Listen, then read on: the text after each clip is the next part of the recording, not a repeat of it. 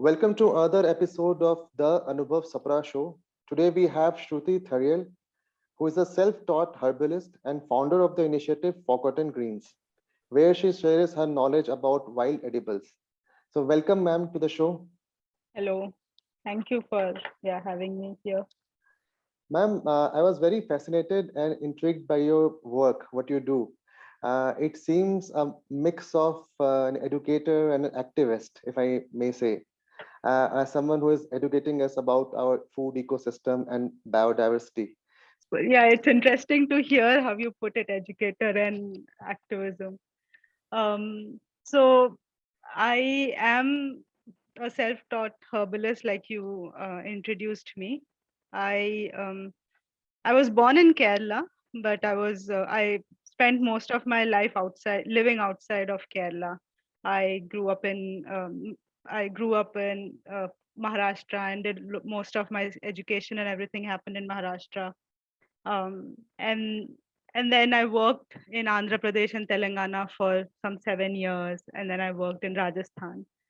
Um, and only in the last 3 years I went back to Kerala, as this there was this constant yearning of wanting to reconnect to my roots and wanting to go back to my roots. So I moved back to Kerala.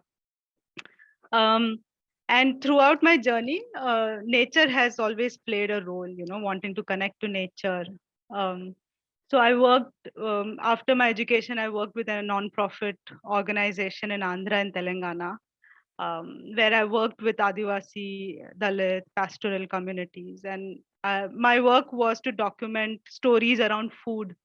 So I would spend a lot of time with farmers, women farmers mostly. And I think that is where I started learning about plants that were uncultivated and were eaten.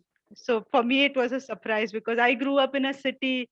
Whatever plants I would see, my mom would say, "Oh, that's not good. That's poisonous. Don't touch that. Don't eat that." So for me, a lot of these plants were when I saw women farmers foraging them and cooking them. So I was really curious, and that's how I think my journey around Forgotten Greens began. And once when I been like, so I would document their stories. I would ask them, what is this? How do you eat this? For what how do you use this particular plant? And when I moved out from that work, I moved to an urban space. And that's when I was like, feeling that disconnect. Nature is out there. In a city, I don't have that nature is not there in city spaces. And um, then I started noticing a lot of these plants that I was documenting are there in the city spaces also. They are growing next to my building. Then slowly I started talking to my mother about it, and she said, "Oh yes, we used to eat this. My your grandmother used to cook this and that." So that's how I think Forgotten Greens happened for me. Yeah, I think, and yeah, the Forgotten Greens Facebook page happened in 2018. It was just so I was really excited then, as any other millennial, I started Googling it up. I'll see a plant and I want to know more about it. So instead of asking people around, I would ask people around, I would know, but Google was the main source of information. And I realized Google doesn't have a lot of reliable information. It has very generic, oh, this plant is this has these many properties. You can eat it, but Google never talks about in what quantities can I eat and what are the side effects, if at all there are side effects. Recipes are not mentioned. So I started the page because I wanted, if somebody like me is interested in learning more about these plants, they can come to my page and learn about it. So I started sharing about plants that I have myself eaten and in what ways have I eaten. If there's a recipe, I want to share that recipe. And that's how the Forgotten Greens Facebook page happened. Instagram was just like this upgrade that everybody's on Instagram. So I thought I'll also start an Instagram page. Yeah. So, do you blog about all whatever you discover somewhere? Is it like an ongoing documenting process which is happening? So the blog is the the Facebook and Instagram page where I write about it. I've been wanting to blog, like start a blog, but it's just a lot of work. I do have my personal documentation, like where I do write down, um, whenever I hear new things about a particular plant, I write it down and stuff. So I have my own documentation, out of which I take out excerpts and tidbits and share it on the social media page. Yeah. Great. So, ma'am, you mentioned about foraging. So, what exactly is that? So foraging is an act of collecting our own. It can be, so in this context, collecting food, but it can be anything. Foraging is basically going and collecting things from our immediate ecosystem or immediate nature. So foraging can also be in the context of, if I want to dye my own clothes, I can go forage from nature, forage different flowers, leaves, and use as natural dyes. So that's basically what foraging is. We were always foragers, human beings in our evolution. If we look back, we were hunter gatherers. Gatherers are basically foragers. Our way of getting food was by going into the forest, collecting, and then cooking that and eating whatever was available in that season, available in that region at that point. So yeah, that's basically what is foraging. We have always associated, I think, foraging with rural or tribal communities, or if I may say, indigenous communities. Um, so, how is it practiced in an urban ecosystem? So that's a misconception that I have myself discovered, that foraging is always considered as something that rural communities and tribal Adivasi communities do. So foraging has been part of all our family history. So even if you go and ask your parents or grandparents, if they're still there, if you ask them, did they ever forage? They will have at least one plant that they did forage and consume. It is just that, as we have modernized or developed, we have that part of foraging has been forgotten or disappeared. In the urban context, urban spaces always had foraging. You'll always see foraging as part in urban spaces, especially marginalized communities, who migrate from a rural space to urban space. They would always forage. Even today, if you see, um, communities that live in slums, in bastis, you will find them foraging. The only thing that I think in the last decade or 2 decades, what's happened is people who live in buildings, they are beginning to also forage, because they are somewhere trying to connect back to their roots, and they are realizing that you don't have to, go to a forest, whatever they're like. For me, my mother used to have this one particular plant called Kira Nalli, which I thought grows only in our hometown. But then when I started noticing, it grows in the same building campus where I'm living. So yeah, so that's how urban foraging. I don't know if I'm answering the question correct, but You are trying to say is that it has always been part of our urban ecosystem as well. hmm, And but if I say, is it like kind of we are rediscovering it, yes, which was always there, but we were not aware of it?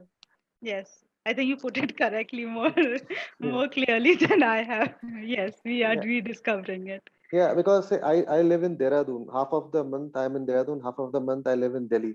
Hmm, So there are many greens. Like say, I was listening to some of your podcast and videos as well. You mentioned hmm, about somewhere about stinging nettle, hmm. and here it's widely eaten. Yeah. Bichu ghas. Then you have kandali. That's also a Hmm, local name out here. Then I've been to Sikkim as well. I've eaten that in Lepcha community. hmm. Then in Northeast also they eat widely.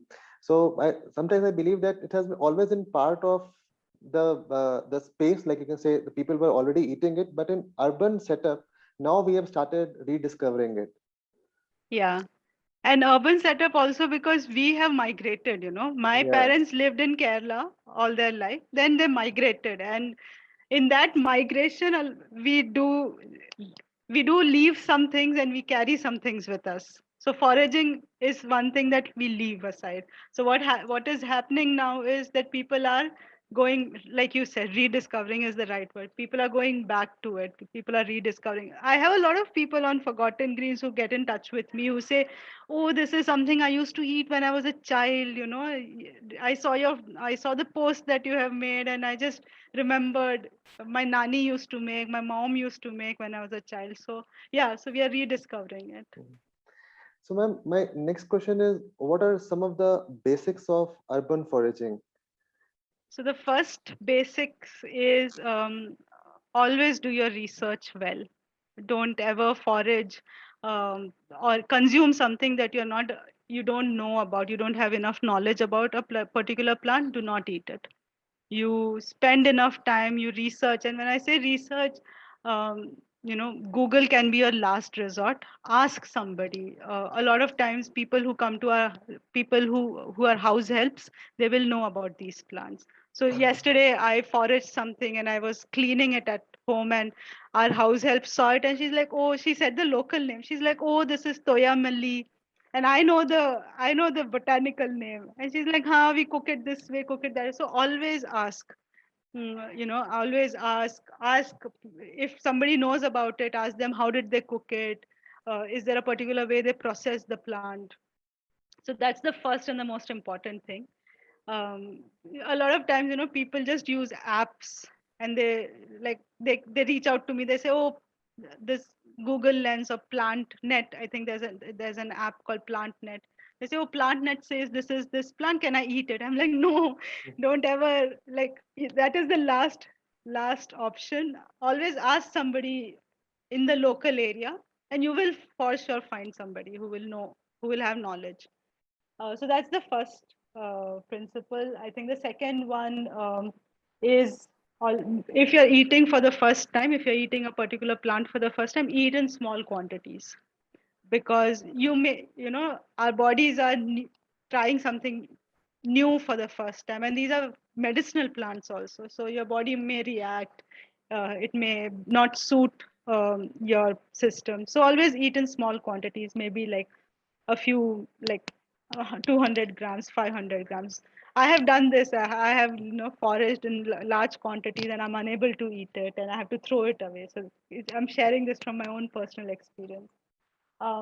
Then other basics of foraging would be, um, yeah, forage from a clean space, whatever you think is a clean space.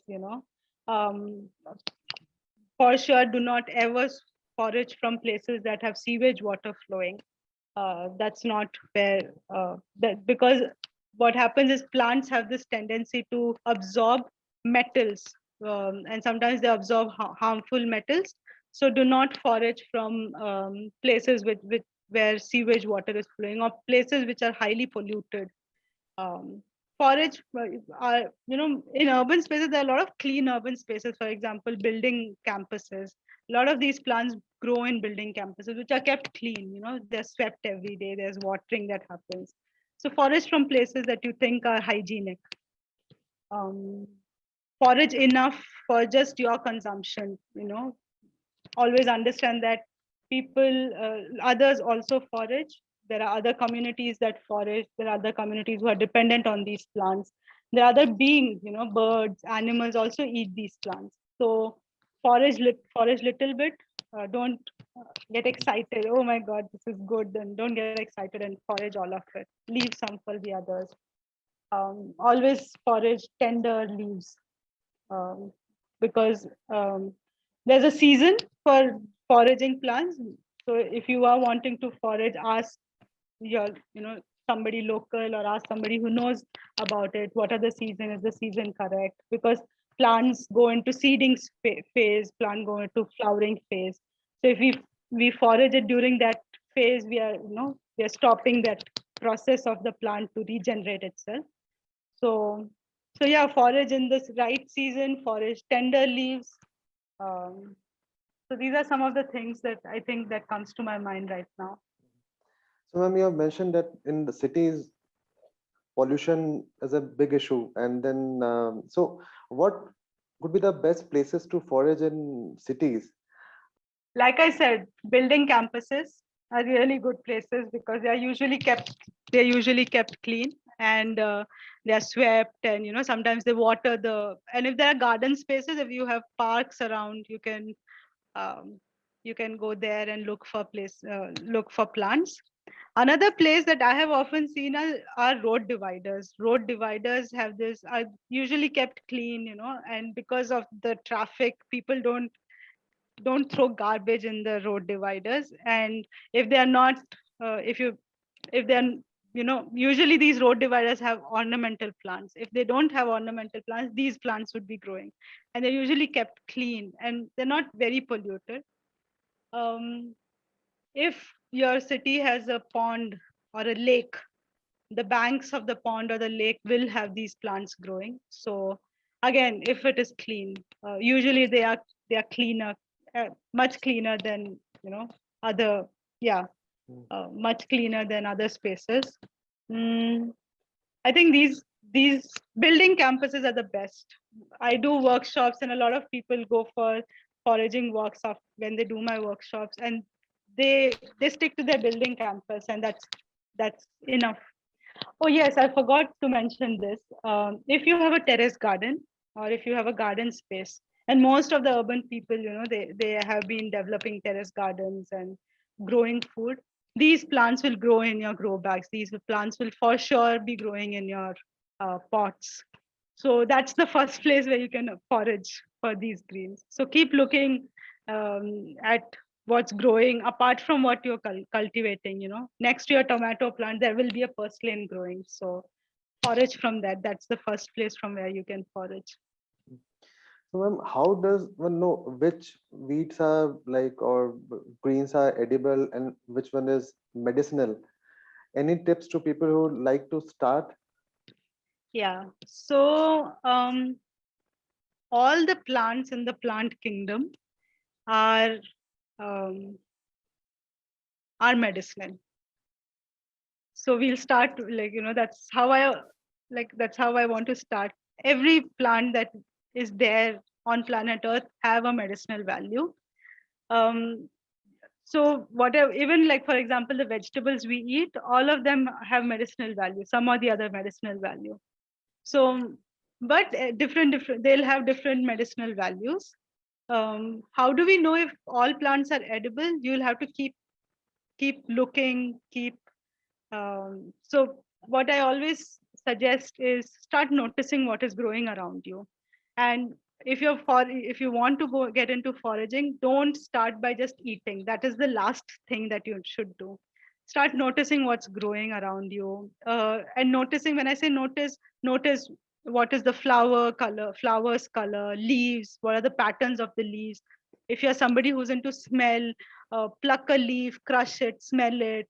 If you're somebody into taste, maybe take a small piece of the leaf, taste it, see how it feels. Start by noticing. And as you start noticing, you'll see common plants, you'll see plants that grow by themselves, you'll see, plants that like to grow and like to spread in a particular place. You'll start noticing these patterns. And as you start noticing, then you can, start asking. and and that's when you will know which is edible, which is not edible, which is medicinal. So first step is start noticing. If you are And then there are a lot of, there are a lot of resources that I can also share. There are books that you can follow. There are and again, ask people, is this medicinal? How do you use this? There are plants which are medicinal but not edible, so you can use it for medicinal purposes. You can make medicine out of it, but you can't cook it in a sabji and eat it. So but you'll only understand it once you start engaging with the plants. um, yeah, so I hope that answers the question. Yeah, that's really helpful. Um, Somewhere in one of your interviews, you have mentioned, I don't want to be dependent solely on the market, so I try to localize and decolonize my food through foraging. It has reduced my food miles and carbon footprint. Decolonizing my food. Decolonizing in the larger sense is basically, we all have communities have gone through a process of colonization. And when I say colonization, the very common understanding is the British came, colonized us. So that colonization, but which is an important part of our food system. Our food is heavily influenced by the colonization that happened in India. But apart from that, I feel even after the British left, there has been a colonization by market. Market decides what to eat, what is cool to eat, what is. So now, for example, everybody wants to eat kale or parsley. These are greens that are, instead of, kale is not a leafy vegetable that grows in India. It is something that came um, from the West. I'm guessing it came from the West, and it's now part of, everybody wants to eat kale in their salad and put parsley in the salad. So and also growing kale takes a lot of energy, it takes a lot of efforts to make it, you know to yeah to grow it. So when I say decolonizing food, in my experience, it's basically to not um, to resist that homogenization of food that has happened. Now everybody in every household, there are like some 10 to 12 vegetables that everybody eats.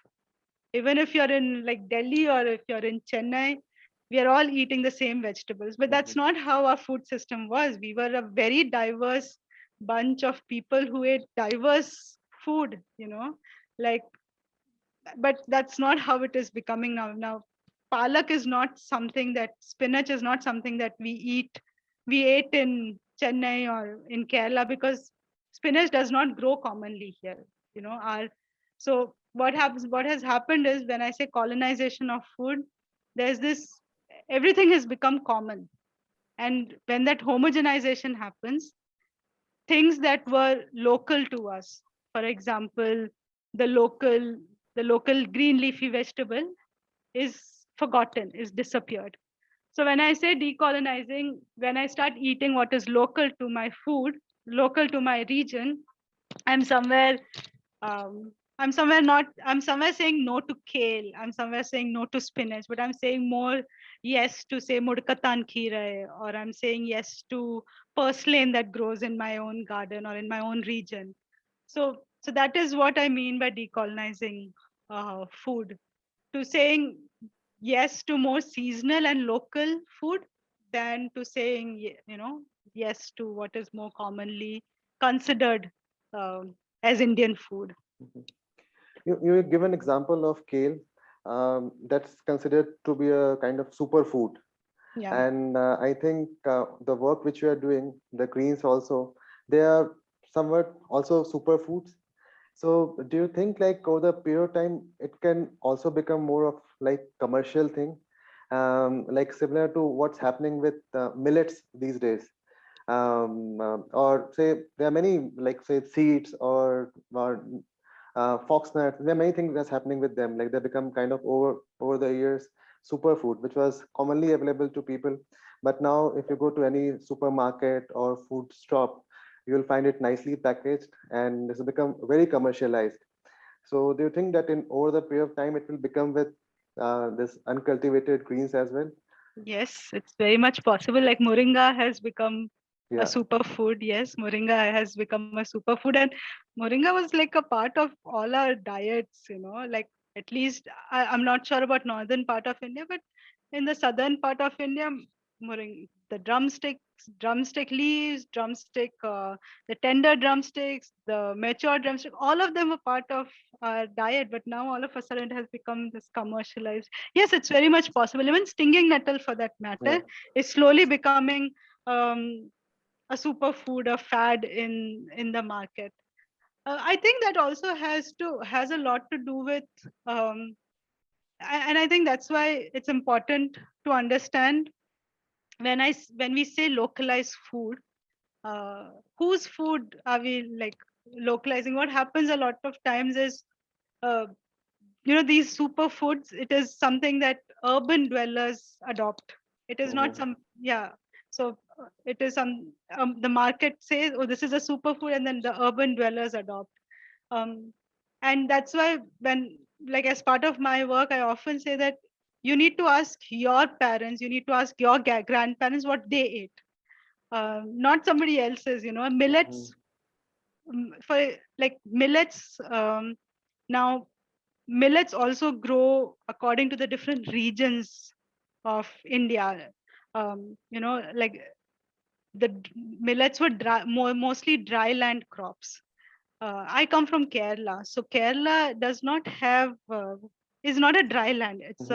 It's a tropical climate region. So millets did not commonly grow in Kerala. It was a very different uh, crop in Kerala. Like my mother remembers only one particular millet.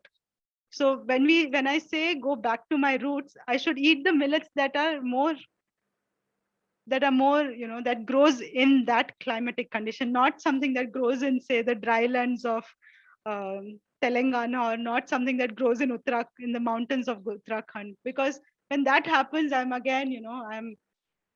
pushing for a demand, and that's how like the superfoods and all that confusion happens. So So you're saying yeah, eat local, eat seasonal, eat regional. eat contextual. Uh-huh. Eat what is according to your context.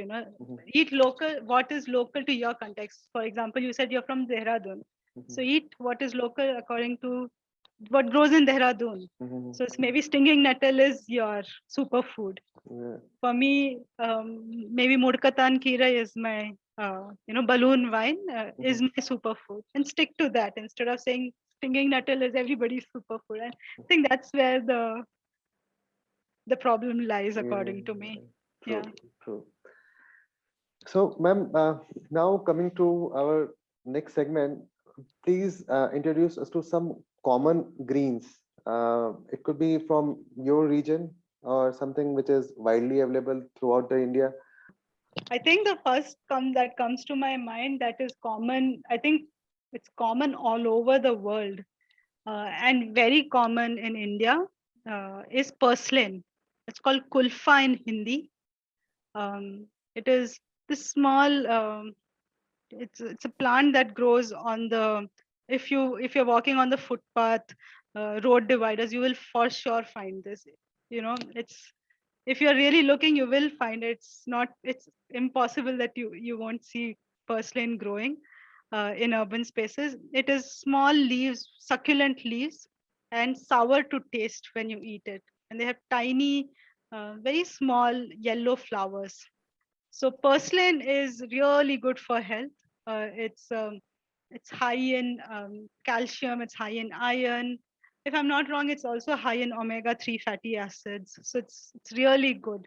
And purslane is also meant to, when you consume it, it helps in cooling down the system. So it's really good to eat during summers. Uh, so you can add it to your dals. You can add it to your salads if you like some sourness. Gujarat has this entire tradition of using purslane and making theplas and muthias. So like I didn't know, and it's one of the traditional things that they used to do. So I've always known like methi theplas, but yeah, somebody who attended my workshop said this purslane has always been part of our theplas and muthia recipes. So purslane is one of those very common and very delicious, and very commonly found greens. And if you are somebody who's wanting to start foraging, just Google purslane and find it and go look for it in your city. Wherever you're staying, go look for. You will for sure find it. And there's no misinformation. Like Google has enough information about purslane, so that can be your first step with purslane. Another one that comes to my mind is pumpkin leaves. So Yeah. this is not a forgotten greens, but if you are an urban gardener and if you are trying to grow pumpkin or any other gourd in your garden, the tender leaves and shoot are edible. So and very delicious also. So pumpkin leaves have always been, I think, Assam, Bengal, West Bengal, they have pumpkin leaves as part of their diet. It's part of their food cuisine. So this is another thing that you can, if you have a garden where pumpkin is growing and you don't know what to cook today, just go pluck some leaves and cook it. But tender leaves, make sure that you're cooking tender leaves. Very delicious. Especially if you're making soups, it's very delicious. Another one that comes to my mind is Punarnava. Punarnava, again, if you Google Punarnava, it's easily available. Like there's a lot of information online. Just Google it up, go look for it, you will find it. It has tiny, very tiny pink flowers. Very good for health. It the basically Punarnava in Sanskrit means something that rejuvenates the body. So Punarnava is known to rejuvenate the blood system. It's known to it's known to revive the liver. So it's like really good for the system. And I like to add Punarnava leaves to patties, like and make like tikkas with Punarnava leaves. So it's really good. Yeah. Ma'am, now coming to the last segment, you have been conducting wild food walks. Am I correct? Yes. So, what are those? What exactly do you do in wild food walks? So the wild food walks basically is to go and identify food that is growing in our ecosystem. So just taking a walk in a neighborhood and identifying what are the plants that's growing and which one of these plants are edible, how can we cook them, how can we eat them, which one of these are medicinal, and how to use them. So yeah, that's basically a wild food walk. uh, the one that I had done, this was just before COVID. um, I think I had done it for 2 hours, and it went on for like 3 hours because we just kept discussing. There was so much. I think we covered like around 20 plants in just like a 1 kilometer radius of that neighborhood, and there was so much to identify and talk about. And while what I love about wild food walks is, so I it's usually me who gives information. This plant is used like this plant can be cooked like this. But the participants also have a lot of information that they share. They're like, oh yes, this is how my mother used to cook, or this is used for this particular thing. So it's like this co-learning walk that happens. So, how frequently you do that? So the one that I had done a couple before COVID, Mhm. and then COVID happened, and everything came to a pause. I couldn't do it. Now I've been wanting, like I've been trying to resume it, seeing if I can do one in Chennai, one in Hyderabad. So because of COVID, I had to change the format, and I started offering something called Rewild Your Life, which is an online program where I won't be taking them for a walk, but they can themselves go for a walk and try to identify. So I've designed the program in a way that they can sit at home. So this happened in the lockdown last year around August. I kept waiting, lockdown will get over and we can, start something in public, but it just wasn't happening. So I was like, okay, why can't we just do a program where people are sitting at home going through this information and doing their own wild food walks wherever they are in India, any part of India. So Mhm. that's, yeah, In fact, yeah, I think the interest in foraging grew exponentially during the lockdown time. yeah, People started exploring their neighborhoods or their garden or their terrace.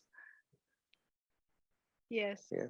So, how can someone sign up for these online walks which you conduct? So if you are on Instagram or Facebook, you can follow the page where I often announce whenever I'm doing the program or the walk. Mhm.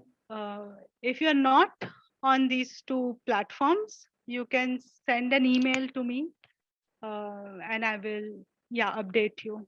Um, Thank you so much for your time, and it was quite an insightful session talking to you, understanding about our food and ecosystem. And I'm sure people who are listening to this podcast or watching this on YouTube would be happy to sign up for your online workshops. Thank you. I'm glad we did this.